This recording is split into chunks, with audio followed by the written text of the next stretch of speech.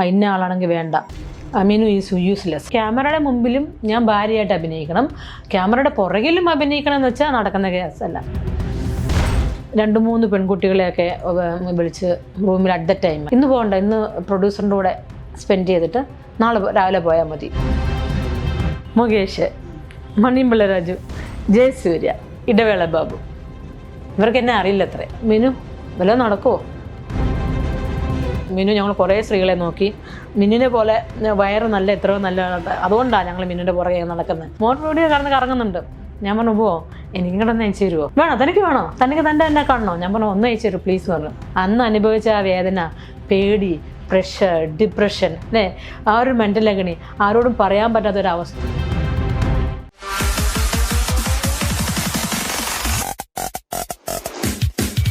നമസ്കാരം. ഇന്ന് നമ്മളോടൊപ്പം ഉള്ളത് മിനു മുനീറാണ്.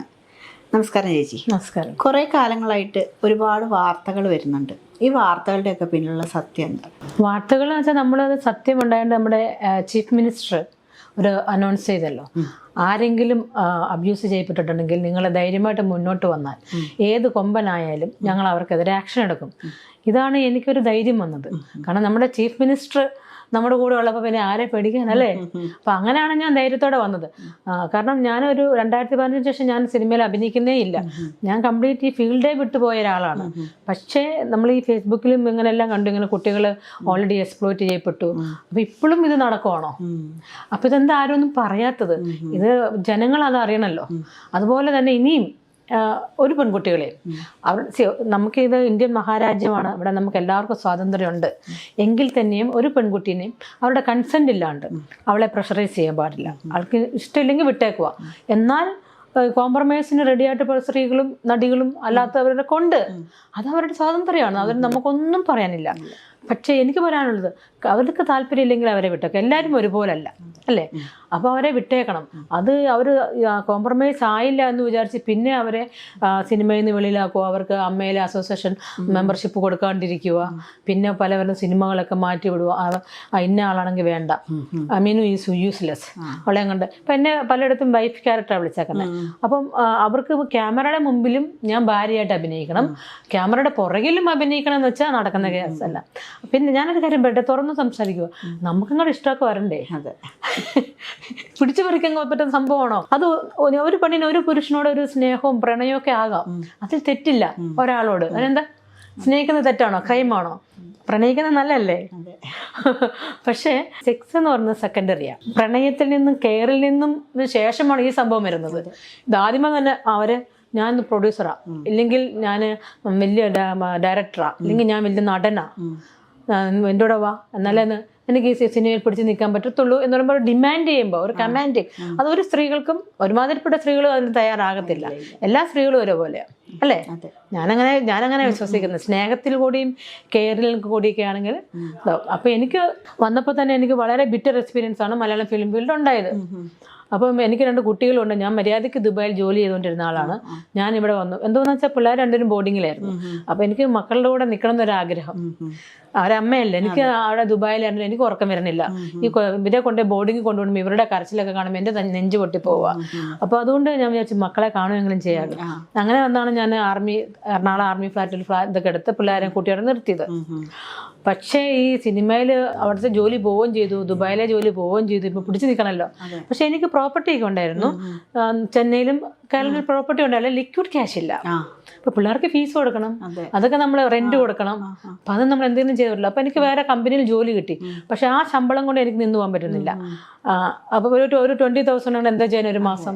അപ്പോൾ ഞാൻ വിചാരിച്ചു ഓക്കെ, എനിക്ക് ഡാൻസ് അറിയാം, പാട്ട് പാടാൻ. അപ്പോൾ സ്റ്റേജ് ഷോയ്ക്ക് പോവുകയാണെങ്കിൽ സിനിമയിൽ അഭിനയിക്കുന്നതിന് നല്ലത് സ്റ്റേജ് ഷോയ്ക്ക് പോകുന്നതാണ്. അത് നമുക്കൊരു നല്ലൊരു എമൗണ്ട് കിട്ടും അല്ലേ? ഒരു 3 മണിക്കൂറത്തെ സംഭവമുള്ളൂ. ഒരു ഡാൻസ് ചെയ്യുക, ഒരു സ്കിറ്റ് ചെയ്യുക, ഒരു പാട്ട് പാടുക, പിന്നെ നമുക്ക് ഒരു മാസത്തേക്കല്ല സുഖം ലാവിഷായിട്ടിരിക്കുക. അപ്പോൾ സിനിമ അങ്ങനെയല്ല, 1 ദിവസം 2 ദിവസം 3 ദിവസം അത് കഴിഞ്ഞിട്ട് നമ്മളെ പറഞ്ഞു വിടും. അതായത് എന്നെ സത്യം പറഞ്ഞിട്ടുണ്ടോ, കുറഞ്ഞത് 6 ലൊക്കേഷൻ എന്നെ പറഞ്ഞു വിട്ടിട്ടുണ്ട്. നമ്മൾ പോയി 3 ദിവസമൊക്കെ അഭിനയിക്കും.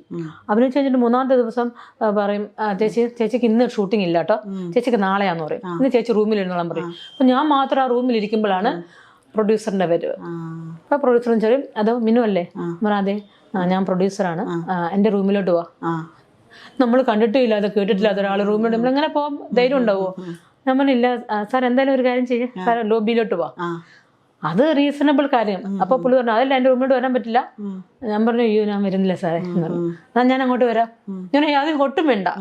അപ്പോൾ പറഞ്ഞു താൻ പിന്നെ എന്തിനാ സിനിമയിൽ അഭിനയിക്കാൻ വന്നേ? ഇതാണ് പിന്നത്തെ ക്വസ്റ്റ്യൻ. അപ്പൊ ഞാനങ്ങനെ ഇതായിച്ചേ, പിന്നെ എന്തിനാ അഭിനയിക്കാൻ വന്നേന്നോ? അപ്പൊ ഞാൻ പറഞ്ഞു എന്തായാലും ഞാൻ വരുന്നില്ല സാറേ. ഉറപ്പിച്ചോ? വരൂല? ഞാൻ പറഞ്ഞു വരത്തില്ല സാർ. സാർ സംസാരിക്കാനാണെങ്കിൽ തീർച്ചയായിട്ടും ഞാൻ ലോബിയിൽ വരാം.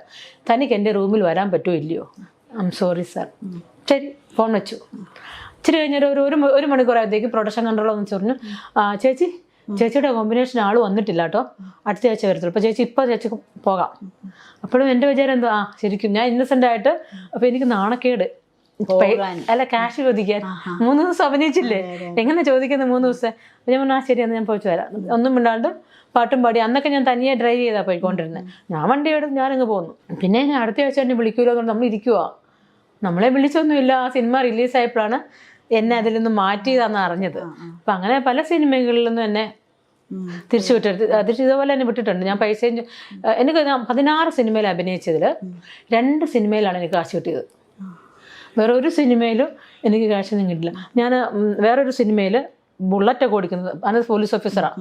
എന്ത് റിസ്ക് ആ ബുള്ളറ്റ് ഓടിച്ചെന്നറിയോ? ആ ബുള്ളറ്റ് ഓടിച്ചിട്ട് പോലും എനിക്ക് ഒരു 5 പൈസ അവരെനിക്ക് തന്നില്ല. ആ സിനിമകളിൽ നിന്നൊക്കെ ഇങ്ങനത്തെ അനുഭവങ്ങൾ ഉണ്ടായിട്ടുണ്ടോ? അതായത് ഈ പറയുന്ന പ്രൊഡ്യൂസറുടെ അടുത്തുനിന്നോ സംവിധായകന്റെ അടുത്തുനിന്നോ ഇങ്ങനെ? ഇല്ല, അവിടെ നിന്നൊന്നും എനിക്ക് ഉണ്ടായിട്ടില്ല. കാരണം എനിക്ക് ഉണ്ടായത് എല്ലാം ഞാൻ പോന്നിട്ടുണ്ട്, ഇറങ്ങി പോന്നിട്ടുണ്ട്. അപ്പം അവരോട് സഹകരിക്കായിരുന്നെങ്കിൽ എനിക്ക് നല്ല ത്രൂ ഔട്ട് റോളൊക്കെ കിട്ടിയായിരുന്നേ.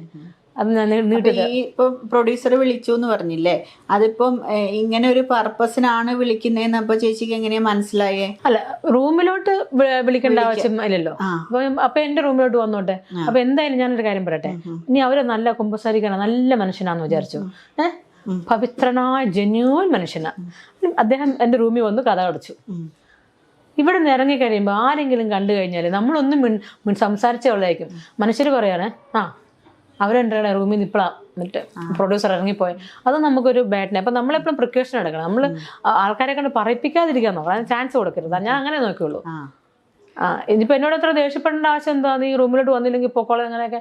എന്താ ഇത്ര വലിയ സീക്രട്ട് എന്താ ഉള്ളേ? എന്ത് കാര്യം ഓപ്പൺ ആയിട്ട് പറയാലോ. അങ്ങനെ പോകുന്നുള്ളൂ. പിന്നെ ഇപ്പൊ അടുത്ത വന്നൊരു വാർത്തയാണ്, ഇപ്പം ചേച്ചി കൊടുത്ത പരാതി തെളിവുകളുടെ അഭാവത്തില് കേസ് അവസാനിപ്പിക്കാൻ പോകുന്നു എന്നുള്ളത്. അപ്പോൾ അത് എന്താണ്, അതിനെക്കുറിച്ച് എന്താ ചേച്ചിക്ക് പറയാനുള്ളത്? ഇങ്ങനത്തെ സംഭവങ്ങളൊക്കെ ആരെങ്കിലും തെളിവ് വെച്ചിട്ടാണ് ചെയ്യുന്നത്. ഇവരൊക്കെ ഭയങ്കര ബ്രില്യൻ്റ് ആയിരിക്കും. ഇവരൊരിക്കലും അതിൻ്റെതായ രീതിയിൽ അവർ കൈകാര്യം ചെയ്യും. നമ്മളാണ് ഇന്നസെൻ്റ്. അതിജീവിതകന്മാരാണ് ഇന്നസെൻ്റായിട്ട് ചെല്ലുന്നത്. അവർക്കിത് സംഭവം അറിയത്തില്ലല്ലോ. അവിടെ ചെന്നിട്ട് ഇവരിങ്ങനെ ഉപദ്രവിച്ചുമ്പോൾ നമുക്ക് ഒരു ഇതും കാണത്തില്ല, തെളിവും കാണത്തില്ല. പിന്നെ നമുക്ക് നമ്മൾ ഇന്നവിടെ പോയിരുന്നു, ചില ഫോട്ടോസൊക്കെ ഞാൻ കാണിച്ചിട്ടുണ്ട്. രാവിലെ ഒരു സംവിധായകനെ കാണാൻ പോയായിരുന്നു. തിരക്കഥാകൃത്തും സംവിധായകൻ ഒരാളെ കാണാൻ പോയി. ഞാനും ഭർത്താവും മക്കളുമായിട്ടാണ് കാണാൻ പോയത്. അത് കഴിഞ്ഞിട്ട് ഞാൻ തിരിച്ച് വീട്ടിൽ പോയപ്പോഴത്തേക്ക് അദ്ദേഹം തിരിച്ചു വിളിക്കുന്നു, മിന്നിൻ്റെ ഫോട്ടോ എടുത്തില്ല, തിരിച്ചു വരാൻ പറഞ്ഞു. ഫോട്ടോ ഒക്കെ എടുത്തപ്പോഴത്തേക്ക് അവിടെ ഇവിടെയൊക്കെ തൊട്ടൊക്കെയാണ്, ഇങ്ങോട്ട് തിരിഞ്ഞിരുന്നേ അങ്ങോട്ട് തിരിഞ്ഞിരുന്നേ എന്നുണ്ട്. നമ്മുടെ വയറിൻ്റെ ഫോട്ടോ എടുക്കുന്നു. അപ്പോഴൊക്കെ നമുക്കൊരു ചമ്മലുണ്ട്. അപ്പോൾ പുള്ളിക്ക് പറഞ്ഞു യാതൊരു മൂളിപ്പാട്ടൊക്കെ പാടിയാ എടുക്കുന്നത്. ഈ സംവിധായകനാണോ? അപ്പൊ ഞാൻ വിചാരിച്ചു ഫോട്ടോഗ്രാഫർ ഉണ്ടായിരുന്നു. അന്ന് ഫോട്ടോഗ്രാഫർ ഇല്ലായിരുന്നു. പിന്നെ എനിക്ക് അവിടെ ഒരു വിഷമം ഉണ്ടായി. അത് എന്നിട്ട് ഞാൻ അന്ന് ഹസ്ബൻഡിനോട് ഈ കാര്യം പറയാൻ പേടിയായിരുന്നു. കാരണം ഹസ്ബൻഡ് എപ്പോഴും ഹസ്ബൻഡ് തന്നെയാണ്. പറഞ്ഞു കഴിഞ്ഞാൽ പിന്നെ ഒരകൽച്ച ഉണ്ടാവും. മോളെ അതൊന്നും സാരമില്ല, കുഴപ്പമില്ല എന്ന് പറഞ്ഞാൽ തന്നെയും നമ്മളോട് ഒരു മാനസികമായിട്ട് സൈക്കോളജിക്കൽ പറഞ്ഞിട്ടാവത്തും. അതുകൊണ്ട് ഞാനത് പറയാൻ കൂടാക്കില്ല. പക്ഷെ ഇങ്ങനെ പറഞ്ഞു, എനിക്ക് ആ സിനിമയിൽ അഭിനയിക്കണം, ഞാൻ പോകുന്നില്ല എന്ന് പറഞ്ഞു. എനിക്ക് അങ്ങനെയല്ലേ പറയാൻ പറ്റുള്ളൂ. അന്നേരം പുള്ളിക്കാരും പറയാം, ഇത്രയും വലിയൊരു ഡയറക്ടറുടെ സിനിമ കണ്ടിട്ട് പോകുന്നില്ലെന്നോ, അതും ചീഫ് സെക്രട്ടറിയുടെ റോള്, നീ എന്താ അത് പോകണം, കളയരുതെന്ന് പറഞ്ഞു. എനിക്ക് താല്പര്യമില്ല. പിന്നെ നീ അടിപൊളി, നമ്മൾ എല്ലാവരോടും പറഞ്ഞോക്കെ, എല്ലാവരും അറിഞ്ഞു കേട്ടോ, ഇനി പോയില്ലേ മോശമാണ് ഒക്കെ പറഞ്ഞിട്ട് അടി വാങ്ങും അങ്ങനെ.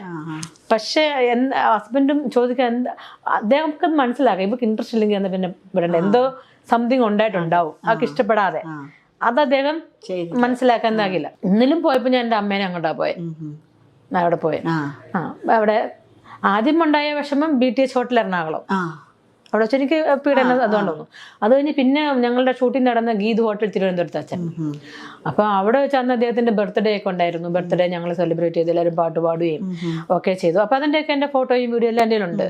അപ്പോൾ അവിടെ വെച്ചും ഇങ്ങനെ ആ ഡയറക്ടർ, ഈ പറഞ്ഞ ഡയറക്ടർ 2-3 പെൺകുട്ടികളെയൊക്കെ വിളിച്ച് റൂമിൽ അറ്റ് ദ ടൈം, എനിക്കന്നേരം ഒന്നും അറിയില്ല, അത് ഒരു ബ്രോക്കർ കൊണ്ടുവന്ന പെൺകുട്ടികളായിരുന്നു, ആ സിനിമയിലുള്ളവരല്ല. അല്ല അല്ല അല്ല, ഒരു വളരെ മൈനർ ഗേൾസും ആയിരുന്നു. അപ്പം ഞാൻ ഇത് പോയി നേരിട്ട് കണ്ട് എനിക്ക് വല്ലാണ്ട് ഇതെന്താ ഇങ്ങനെ കാണാൻ പാടില്ലാത്തതാണ് നമ്മൾ കണ്ടത്, പക്ഷെ ഇത് അങ്ങനെയൊക്കെയാണോ സിനിമ എന്നുണ്ട്. പിന്നെ അവിടെ തന്നെ ഒരു 3 ഇൻസിഡൻസ് എനിക്ക് ഉണ്ടായി. അപ്പൊ ഞാൻ പോവാന്ന് പറഞ്ഞപ്പോൾ ഇദ്ദേഹം പറഞ്ഞു ഇപ്പം ഇങ്ങനെ പോയാൽ, ഇപ്പം മിനു ചീഫ് സെക്രട്ടറി ആയിട്ട് ഓൾറെഡി കുറെ സീൻ എടുത്തല്ലോ, അപ്പം ഇനി റീഷൂട്ടൊക്കെ ചെയ്യണമെങ്കിൽ പുതിയ സെക്രട്ടറിനെ കിടക്കുമ്പോഴത്തേക്കും ഞങ്ങൾക്ക് ഒത്തിരി നഷ്ടമുണ്ടാവും, അപ്പൊ അത് കോമ്പൻസേഷൻ മിനു തരേണ്ടി വരും. അങ്ങനെ എന്നെ ഇന്റിമിഡേറ്റ് ചെയ്തു. അപ്പോൾ എനിക്ക് എന്ത് പോകാൻ പറ്റുമോ, പേടിച്ചു പോയി. അപ്പൊ അതിന്റെ ചെലവൊക്കെ മിനു തരേണ്ടി വരുമെന്ന്. അപ്പോൾ പിന്നെ ഞാൻ അവിടെ നിൽക്കേണ്ടതായിട്ട് വന്നു. അത് കഴിഞ്ഞ് ഈ സിനിമ കഴിഞ്ഞപ്പം ഇദ്ദേഹം പറയാണ്, ലാസ്റ്റ് ഡേ ഷൂട്ടിങ് കഴിഞ്ഞ് ഞാൻ പോകാൻ തുടങ്ങുമ്പോൾ പറഞ്ഞു ഇന്ന് പോകണ്ട, ഇന്ന് പ്രൊഡ്യൂസറിൻ്റെ കൂടെ സ്പെൻഡ് ചെയ്തിട്ട് നാളെ രാവിലെ പോയാൽ മതി. പക്ഷെ ഇത് ഒരു ഉളുപ്പൊന്നും ഇല്ലേ, ചുമ്മാ കൂളായിട്ട് അങ്ങോട്ട് പറയുവാ. അദ്ദേഹത്തിന് പക്ഷെ ആ ഫീൽഡിൽ കുറെ പരിചയം ഉണ്ടായിരിക്കും, അദ്ദേഹം പറഞ്ഞ അനുസരിച്ച് പെൺകുട്ടികളൊക്കെ ഉണ്ടായിരിക്കാം. പക്ഷെ എന്നെ സംബന്ധിച്ച് എനിക്ക് ആദ്യമായിട്ടാ നമ്മളിപ്പോ ഇതെന്താ പറയുന്നത്. പിന്നെ അപ്പൊ ഞാൻ അങ്ങനെ ചിരിച്ചിട്ട് ഞാൻ അവിടെ സ്ഥലം വിട്ടു. അന്ന് രാത്രിക്കത്തെ ട്രെയിനിൽ ഞാൻ കയറി പോന്നു. ഇത് ഇദ്ദേഹത്തിന് ഇഷ്ടപ്പെട്ടില്ല. സിനിമ ഇറങ്ങിയപ്പോഴത്തേക്ക് ഞാൻ 10-30 ദിവസം അവിടെ ഉണ്ടായിരുന്നു അഭിനയിക്കാൻ. കുറേ സീനുകളുണ്ടായിരുന്നു, കോമ്പിനേഷൻസ് ഒക്കെ ഉണ്ടായിരുന്നു. സിനിമ ഇറങ്ങിയപ്പോൾ ഞാൻ ഗ്രൂപ്പിൽ മാത്രമുണ്ട്, ബാക്കി എല്ലാം കട്ട് ചെയ്ത് കളഞ്ഞു ആ ദേഷ്യത്തിനെ. അപ്പോൾ ഞാൻ ചോദിച്ചു, ചേട്ടാ അതെന്താ ഇങ്ങനെയൊക്കെ വന്നേ? അത് എഡിറ്റിങ്ങിലാ എന്തോ തിരുമറിവ്, ഞാൻ അറിയാതെ ആർക്കോ എന്തൊക്കെയോ കളിച്ചിരിക്കുന്നു. ഒരു ഡയറക്ടർ അറിയാതെ എഡിറ്റിങ്ങിൽ എന്തിനും നടക്കുമോ? എനിക്കന്നേരം അപ്പം അതിനെക്കുറിച്ച് എനിക്കൊന്നും തോന്നിയില്ല.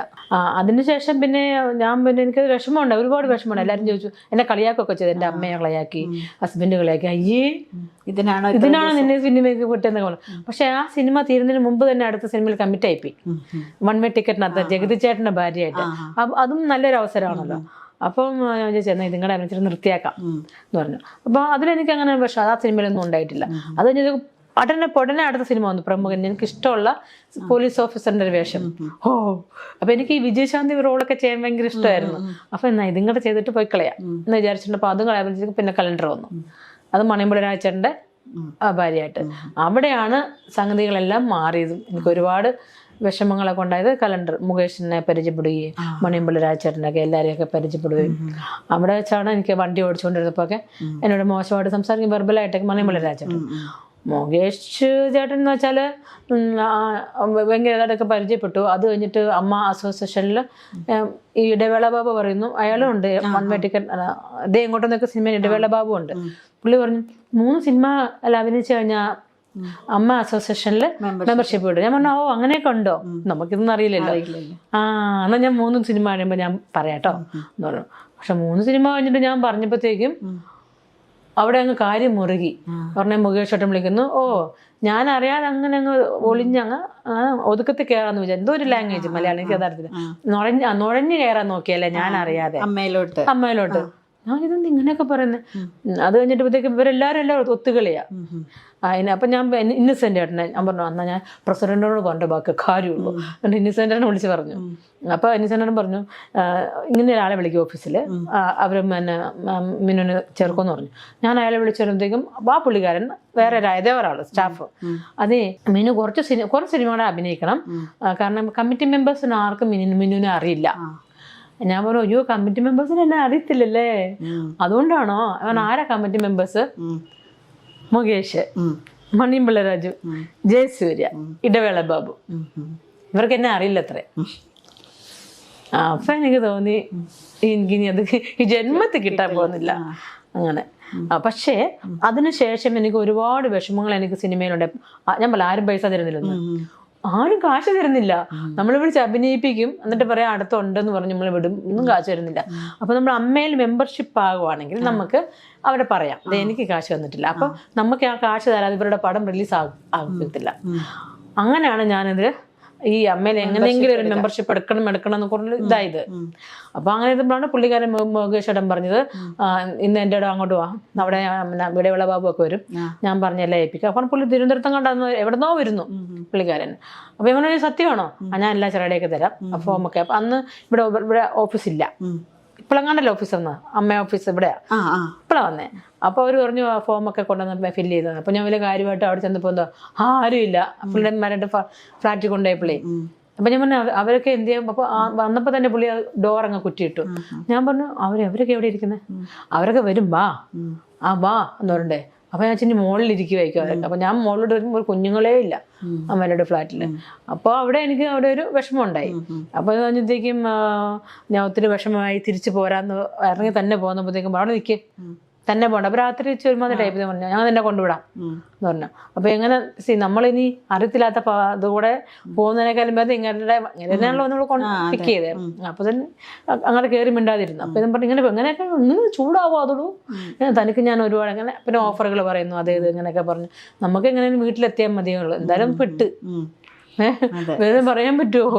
അതുകൊണ്ട് ഇങ്ങനെ വീട്ടിൽ വന്നു. പക്ഷെ അതിനുശേഷമൊക്കെ എനിക്ക് പിന്നെ ഇത് ആരോടും ഒരു സ്ത്രീകളോട് പോലും നമുക്ക് പറയാൻ, കാരണം പെട്ടെന്ന് പാട്ടാവും, മനസ്സിലായി. എല്ലാവരും അങ്ങോട്ടും ഇങ്ങോട്ടൊക്കെ പറഞ്ഞു ഇത് എന്തിനാ നമ്മള്. പിന്നെ ഞാൻ വിചാരിച്ചു ഇനി ഇവിടെ നിൽക്കണ്ട, ഇവിടെ നമുക്ക് പറ്റിയതല്ല. കാരണം എല്ലാവർക്കും മെനു വല്ലതും നടക്കുമോ. അപ്പൊ ഞാൻ ചോദിക്കും വല്ല കമ്മീഷൻ മതിയോ, അല്ല ഞാൻ ബോട്ടിൽ വാങ്ങിച്ചു തരട്ടെ, അവർക്ക് അതൊന്നും വേണ്ട. ഇതൊക്കെ ഞങ്ങൾക്ക് വാങ്ങിക്കാൻ അറിയാം. ഇങ്ങനെ ഇവർക്ക് ചോദിക്കുന്നതിന് ഒരു നാണോ ഇല്ല, ചുമ്മാ അങ്ങ് ചോദിക്കുവാണേ. അപ്പൊ ഞാൻ വിചാരിച്ചു ഇനി ഇവിടെ നിന്ന് പോയേക്കാം. അങ്ങനെ ഞാൻ കേരള കൗമുദിയിൽ ഒരു ഇന്റർവ്യൂ കൊടുത്തിട്ടാണ് പോയത്. ഞാൻ പറഞ്ഞു ഞാൻ ഇവിടെ നിന്ന് പോവുക, ഇവിടെ ഈ സംഗതി അഡ്ജസ്റ്റ്മെന്റ് ഇല്ലാണ്ട് ഒന്നും നടക്കത്തില്ല. സത്യം പറയാം, എനിക്ക് 2008 ഹീറോയിന്റെ റോളൊക്കെ തന്നായിരുന്നു. പക്ഷേ അഡ്ജസ്റ്റ്മെന്റ് പ്രൊഡ്യൂസറിന് അതെന്തോ മട്ടാഞ്ചേരി എന്നുള്ള സിനിമ, അതിനകത്ത് പോലീസ് ഓഫീസറായിട്ട് പറഞ്ഞു മിനു ഇത്രയോ എന്നുള്ള ചാൻസ് മിനുവിന് കിട്ടിയതല്ലേ, അത് കളയല്ലേ മിനു എന്ന് പറഞ്ഞങ്ങനെ. അപ്പൊ ഞാൻ പറഞ്ഞ അയ്യേ ഏതോ ഒരു പ്രൊഡ്യൂസർ ഇങ്ങനെയൊക്കെ നമുക്കത് ഞാൻ പറഞ്ഞ വേണ്ട. അപ്പോഴും ഞാൻ വിചാരിച്ചേ നമുക്ക് കഴിവ് തന്നത് ദൈവമാണ്. ആ കഴിവ് നമ്മൾ പുറത്തെടുക്കണമെങ്കിൽ നമ്മൾ ഒരു പാപം ചെയ്യേണ്ട ആവശ്യമുണ്ടോ. നമുക്ക് ദൈവം കഴിവ് തന്നിട്ടുണ്ടെങ്കിൽ ദൈവം ആ സമയമാകുമ്പോൾ ദൈവം അത് ഉപകരിക്കാൻ ഏത് രീതിയിലാണ് നമ്മൾ ഉപകരിക്കുന്നത് നമ്മൾ അറിയാം. ഞാൻ പറഞ്ഞു ദൈവമേ, എൻ്റെ പൊന്നു ദൈവമേ, നീ എനിക്ക് നിന്റെ സമയത്ത് തന്നാൽ മതി, എന്തായാലും ഞാനിതിനൊരുക്കമല്ല, എനിക്കതുകൊണ്ട് താല്പര്യമില്ല, എല്ലാവരും ഒന്നും ഒരുപോലല്ലോ. അപ്പൊ ഞാൻ എന്നിട്ട് അവിടെ നിന്ന് ഇവർക്ക് ഇങ്ങനെ ഈ ഇന്റർവ്യൂ കൊടുത്തിട്ട് ഞാൻ അവിടെ ഇപ്പൊ പറഞ്ഞ കാര്യങ്ങളെല്ലാം അവിടെ തുറന്നു പറഞ്ഞിട്ടുണ്ട്. അതിന് വേണം കോപ്പി ഞാൻ നിങ്ങൾക്ക് തരാം. എന്നിട്ടാണ് ഞാൻ ഇവിടെ നിന്ന് ചെന്നൈക്ക് പോയി. ചെന്നൈക്ക് പോയിട്ട് ഞാൻ അവിടെ പോയിട്ട് നല്ലൊരു ബോൾഡ് ക്യാരക്ടർ ചെയ്ത് മുത്തമ്മ എന്നുള്ളൊരു സിനിമ ചെയ്തു, സാരി ഗ്ലാമർ. ചുമ്മാ തമാശന് ചെയ്തതാണ് അവിടെ. പക്ഷെ ആ ഡയറക്ടേഴ്സ് ഒക്കെ ഭയങ്കര ചിരിയോട് ചിരി എൻ്റെ അഭിനയം കണ്ടിട്ട്. പക്ഷെ അതങ്ങ് വൈറലായി പോയി എല്ലാ ലാംഗ്വേജിലും. ഇങ്ങനെ വരുവാണെങ്കിൽ ഇച്ചിരി നന്നായിട്ട് അഭിനയിച്ചായിരുന്നു. ഞാനൊരു ഒരു കുസൃതി ടൈപ്പിലടങ്ങ് അഭിനയിച്ച. പക്ഷെ അത് കഴിഞ്ഞിട്ട് പിന്നെ ഭയങ്കര ഒത്തിരി പേര് പിന്നെ ഗ്ലാമറിനെ കൊണ്ട് വിളിക്കുകയൊക്കെ ചെയ്യാൻ പറഞ്ഞു. അയ്യോ അങ്ങനെ ഒരു ഗ്ലാമർ നടി എന്നുള്ള ഒരു നിത്യ നമുക്ക് വേണ്ട. എന്നെ സംബന്ധിച്ചവർക്ക് എനിക്ക് പാഷനായിരുന്നു, എല്ലാം ചെയ്യണം, എല്ലാ ക്യാരക്ടറും ചെയ്യണം. ഇപ്പൊ പോലീസ് ഓഫീസർ ചെയ്യണം, ഭാര്യയുടെ, പിന്നെ ചട്ടിക്കാരി നാടകം ഓരോരുത്തർ ചട്ടിയൊക്കെ വെച്ചിട്ടുണ്ട്, ജനാർദ്ദൻ ചേട്ടനോടെ ഒക്കെ ചെയ്യുന്നുണ്ട്. പക്ഷെ എനിക്ക് ഡിഫറെന്റ് റോളുകൾ ചെയ്യാം. ഇപ്പൊ കളക്ടറാ സുരേഷ് ഗോപി ചേട്ടനോടെ കളക്ടറായിട്ട് അഭിനയിച്ചിട്ടുണ്ട്. അപ്പൊ അങ്ങനെയുള്ളൊരു ആഗ്രഹമുള്ളായിരുന്നു, അല്ലാണ്ട് ഇങ്ങനെ ഒരു പ്രത്യേക ഈ നടിയായിട്ട് പേരുള്ള. പിന്നെ ഡാൻസിനൊക്കെ 20 lakhs ഒക്കെ എന്നെ വിളിച്ചിട്ട് പറഞ്ഞു ഒറ്റ ഡാൻസ്. ഞാൻ വെച്ചാൽ എന്ത് ഡാൻസാന്ന് വെച്ചാ നീമായല്ലേ പറയാൻ റിമിക്സ്. അപ്പൊ ഇവിടെ നിങ്ങാണ്ട് വയറ് കാണിക്കണം, പിന്നെ ഇവിടെ നിങ്ങളുടെ സ്ലിറ്റ് ആയിട്ട് കീറി അങ്ങനെ. നമ്മൾ എത്ര കീറ്റിലുണ്ട്, ഒരു 1 to 4.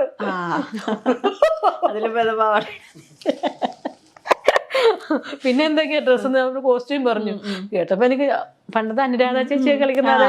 അതെ, ഞാൻ പറഞ്ഞു എന്റെ പൊന്നു ചേട്ടാ കാശ് വേണ്ടേ. അല്ല മിനു ഞങ്ങൾ കുറെ സ്ത്രീകളെ നോക്കി, മിന്നിനെ പോലെ വയറ് നല്ല എത്രയോ നല്ല, അതുകൊണ്ടാണ് ഞങ്ങൾ മിന്നുന്റെ പുറകെ നടക്കുന്നത്. ഞാൻ പറഞ്ഞു ചേച്ചി ഒന്നുകൂടെ ശ്രദ്ധിച്ചു നോക്കി, നല്ല പിള്ളേരുണ്ടാവും എന്ന് പറഞ്ഞു. പിന്നെ അതിനൊന്നും ഞാൻ അങ്ങനെ പോയിട്ടില്ല. പിന്നെ മടുത്തു ശരിക്കും. പിന്നെ തമിഴ് ഫിലിമിനൊക്കെ ആവുമ്പോഴത്തേക്കും പിള്ളേരുടെ കാര്യം നോക്കണം. എനിക്ക് എല്ലാം കൂടെ ഞാൻ സിംഗിൾ മദർ. അപ്പൊ അപ്പൊ ഈ ഹസ്ബൻഡുമായിട്ട് പിന്നെ ഞങ്ങൾ അങ്ങനെ ഇച്ചിരി പ്രശ്നമായി ആ സിനിമയുടെ. അത് പുള്ളിക്കാരന് കാശേ എന്നൊരു ചിന്തയാണ്. എവിടെ പോയാലും കുഴപ്പമില്ല, കാശ് കൊണ്ടുവന്നാൽ മതി. അപ്പൊ എനിക്ക് വല്ലതും കാശ് കിട്ടുന്നില്ലല്ലോ. അപ്പോൾ ഞാൻ വീട്ടിൽ വരുന്ന പുള്ളിക്കാരൻ ചോദിക്കും 3 ലക്ഷം രൂപ തന്നെ കിട്ടിയില്ലേ. 3 ലക്ഷമോ ഇതാര് പറഞ്ഞു? എനിക്കറിയാം നിനക്ക് 3 ലക്ഷം രൂപ അങ്ങനെ അതിനെ ചൊല്ലി മറക്കണം. അപ്പൊ എനിക്ക് സങ്കടം വരുവാ. കാരണം ഇങ്ങനെ ഒരു കാര്യം ഫേസ് ചെയ്തിട്ട് നമ്മൾ ഇത്രയും കാലമൊക്കെ ഫേസ് ചെയ്ത് തനിയെ വണ്ടിയും ഓടിച്ച് വരും. ഒരു കുരങ്ങന്മാരും നമുക്ക് പൈസയും തരുന്നില്ല. വീട്ടിലിങ്ങനെ വിഷമിച്ചൊക്കെ വരുമ്പോഴാണ് ഹസ്ബൻഡ് 3 lakhs എവിടെ. അപ്പൊ അങ്ങനെ അതിൽ ചൊല്ലി ഞങ്ങൾ അങ്ങ് സെപ്പറേറ്റഡ് ആയി. കാരണം നമ്മളെ മനസ്സിലാക്കാൻ പറ്റാത്ത ഒരാളോടെ ജീവിക്കുന്നതിനേക്കാളും ഭേദം okay I will take care of my children. ഞാനതും ചാലഞ്ച് ആയിട്ട് എടുത്തു. പിന്നെ അങ്ങ് ഗൾഫിലേക്ക് അങ്ങനെ പോയി. പിന്നെ സിനിമ ഫീൽഡേ വിട്ടായിരുന്നു. ഇപ്പം ഇത് ഞാൻ തുറന്ന് പറഞ്ഞു വെച്ചാൽ വേറൊന്നുമില്ല, ഇനി വരുന്ന പെൺകുട്ടികൾക്ക് ഒരു പ്രശ്നം ഉണ്ടാകരുത്. അവർക്ക് എവിടെയും സ്വാതന്ത്ര്യമാണ്. നമ്മുടെ കേരളം ഒരുപാട് ചേഞ്ച് ആകാനുണ്ട്. കാരണം എന്നെ സംബന്ധിച്ച് ഞാൻ കുറേ രാജ്യങ്ങളിലും പോയിട്ടുണ്ട്. ഇപ്പം ഇവിടുത്തെ കേരളത്തിലുള്ള പെൺകുട്ടികളാണ് പാവം പെൺകുട്ടികളാണ്. കൂടുതൽ അച്ചടക്കം കൂടിപ്പോയി. അച്ചടക്കം അതൊക്കെ ആയിട്ട് അങ്ങനെയല്ല. ഇപ്പം ലോകം മാറി. അപ്പം ടെക്നോളജീസ് ഒക്കെ മാറി. ഇപ്പം നമ്മളും പെണ്ണുങ്ങളും മാറണം. നമ്മൾ പ്രതികരിക്കേണ്ട അടുത്ത് നമ്മൾ പ്രതികരിക്കണം. ഇല്ലെങ്കിൽ ഇവരിങ്ങനെ കയറി നമ്മളെ അങ്ങ് അടിച്ച പുരുഷ എന്താ മേൻകോയ്മ എന്തെന്ന് പറയൂല്ലോ, പുരുഷ മേധാവിത്വം അതൊക്കെ ഇങ്ങനെ വന്നു കഴിഞ്ഞാൽ നമ്മളങ്ങ് അടിച്ചമർത്തി. പക്ഷെ നമ്മളെല്ലാവരും ഈക്വൽ ആണ്. We are equal. നമുക്ക് എല്ലാ റൈറ്റ്സും ഒരുപോലെ ഉണ്ടുമ്പോൾ നമ്മള് എല്ലായിടത്തും പോകാൻ നമ്മളൊന്നും ശരിക്കും നോക്കിയാൽ മതിയുണ്ടോ. ഈ ആണുങ്ങളൊന്നും അത്ര ഒരു ധൈര്യശാലികളൊന്നും അല്ല. പക്ഷെ നമ്മളിങ്ങനെ പാവങ്ങളാകണം ഇവര് നമ്മുടെ തലയിൽ കയറുന്നത്. ഡേയ് എന്നൊരു നോട്ടം നോക്കി അവർ തുണ്ടം കാണാതെ കൂടി കാണാൻ ഓടും. അതാ. പക്ഷെ അതുകൊണ്ടാണ് ഇപ്പൊ ചെന്നൈ പോലെ പെണ്ണുങ്ങൾക്ക് എന്ത് ധൈര്യശാലികളാണ് പെണ്ണുങ്ങളൊക്കെ. അവർക്കൊന്നും ഇങ്ങനെയൊന്നും അവിടെ വരുന്നില്ലല്ലോ. ബാംഗ്ലൂർ സ്ത്രീകള് അവരൊക്കെ ഭയങ്കര സ്മാർട്ടാ. ഇവിടെ മാത്രം ഈ നടന്മാരാണ് വലിയൊരു ഗുണ്ടായിസം ഇവിടെ നടന്നുകൊണ്ടിരിക്കുക. അപ്പം ഇപ്പൊ തന്നെ കണ്ടോ, ഞാനിപ്പോ കാര്യം തുറന്നു പറഞ്ഞപ്പോ എന്താ, എനിക്ക് ലൈഫ് ത്രെട്ടൻ, കഴുത്തിന് മേലില് തലയിരിക്കത്തില്ല.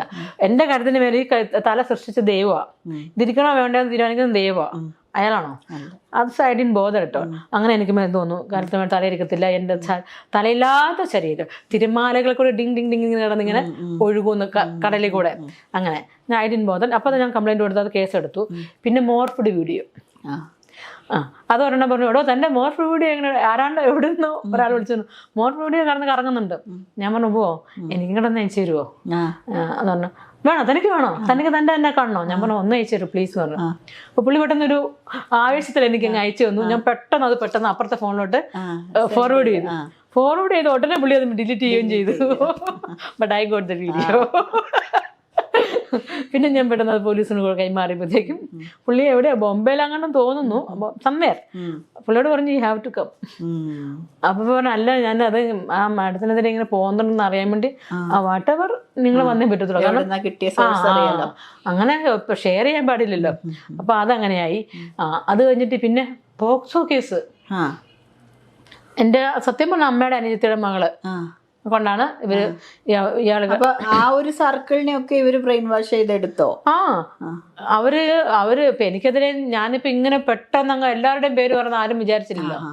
ഇവരെല്ലാരും ഞെട്ടിപ്പോയില്ലേ. ഞാൻ പറഞ്ഞപ്പോ എല്ലാം അങ്ങ് പറഞ്ഞു, എല്ലാവരുടെയും പറഞ്ഞു. പക്ഷെ എനിക്ക് ഇവരാരും എൻ്റെ ശത്രുക്കളോ ഒന്നുമല്ല. പക്ഷെ ഇവരിൽ കൂടി ഒരു നല്ല സമൂഹം നാളെ ഉണ്ടാകാൻ വേണ്ടിയാണ്.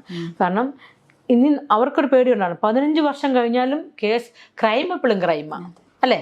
ഒരാളെ കൊല ചെയ്താൽ, അതായത് 2000 ആയിക്കോട്ടെ, 1990 അന്ന് നടന്ന സംഭവം അല്ലേ എന്നൊന്നും പറയാൻ പറ്റില്ല. അന്ന് ക്രൈം എപ്പോഴും ക്രൈം തന്നെ. അപ്പോൾ ഒരു സ്ത്രീ എനിക്ക് അനുഭവപ്പെട്ടു, എനിക്ക് മാത്രമാണ് അതറിയത്തുള്ളൂ. ഞാൻ എന്തിക്കൂടെ അത്രത്തോളം വിഷമത്തിൽ കൂടെ കടന്നുപോയത് എന്ന് ആ ട്രോമ എനിക്കല്ലേ അറിയത്തുള്ളൂ. മോൾക്കറിയാൻ പറ്റുമോ? അന്ന് അനുഭവിച്ച ആ വേദന, പേടി, പ്രഷർ, ഡിപ്രഷൻ അല്ലേ, ആ ഒരു മെന്റൽ അഗണി ആരോടും പറയാൻ പറ്റാത്തൊരവസ്ഥ. ദൈവത്തിനോട് മാത്രമല്ലേ നമുക്ക് പറയാൻ പറ്റത്തുള്ളൂ. ദൈവമേ എന്തൊരു അനീതിയാ. നമുക്കങ്ങനെ വരത്തില്ലേ? നമുക്ക് പ്രാർത്ഥിക്കുമ്പോൾ എന്നിട്ട് പറയും ദൈവമേ ഞാൻ നിന്റെ കരങ്ങളിൽ സമർപ്പിക്കുന്നു, എല്ലാം നീ എന്താന്ന് വെച്ചാൽ ചെയ്താൽ മതി. പക്ഷെ അതിനുശേഷം ഞാൻ പോയെങ്കിൽ എനിക്ക് അന്നും ഇന്നും ദൈവം ഒന്നിനും കുറവ് വെച്ചില്ല. പക്ഷേ ഇവര് ഈ അക്രമങ്ങൾ ചെയ്തവരെ ദൈവം പിടികൂടി. അത് എന്നെ ഒരു നിമിത്തമാക്കിയെന്നുള്ളൂ. പിടികൂടി അവരെത്ര കാശ് സമ്പാദിച്ചാലും, എത്ര ഫെയിം സമ്പാദിച്ചാലും ഒരൊറ്റ നിമിഷം മതി അതൊക്കെ താഴെ പോവാൻ.